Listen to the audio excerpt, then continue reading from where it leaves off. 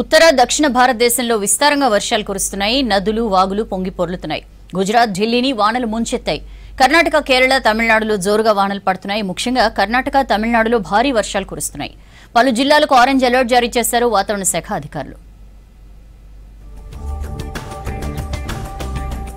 రుతుపవనాల కారణంగా దేశవ్యాప్తంగా పలు రాష్ట్రాల్లో వర్షం దంచి కొడుతోంది. ముఖ్యంగా గుజరాత్లో భారీ వర్షాలు పడుతున్నాయి.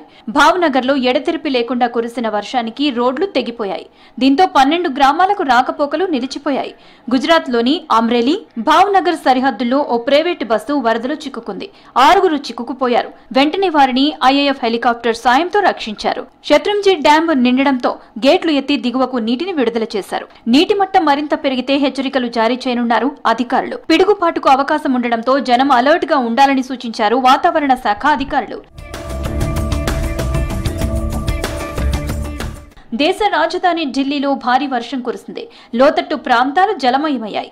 బసంత్ గాంవ్, సుబ్రతో పార్క్ సహా అనేక ప్రాంతాలు నీట మునిగాయి. మహిపాల్పూర్లో వరద నీరు చేరడంతో భారీగా ట్రాఫిక్ జామ్ అయింది. వాహనాలు నెమ్మదిగా కదులుతున్నాయి. వచ్చే 2-3 గంటల్లో భారీ వర్షం కురిసే అవకాశం ఉందన్నారు వాతావరణ శాఖ అధికారులు. తమిళనాడులో సురంగనార్ వాటర్ ఫాల్ కనువిందు చేస్తోంది. కేరళ తమిళనాడు సరిహద్దుల్లో తేని నుండి శబరిమల వెళ్లే దారిలో జలపాతం సుమారు 1000 ఫీట్ల ఎత్తున ఉంది. భారీ వర్షాలతో పరవళ్లు తీస్తున్న వాటర్ ఫాల్ పర్యాటకులకు కనువిందు చేస్తోంది. అయితే రిజర్వ్ ఫారెస్ట్ లో ఉన్న జలపాతం దగ్గరికి టూరిస్టులను అనుమతించడం లేదు ఆఫీసర్లు.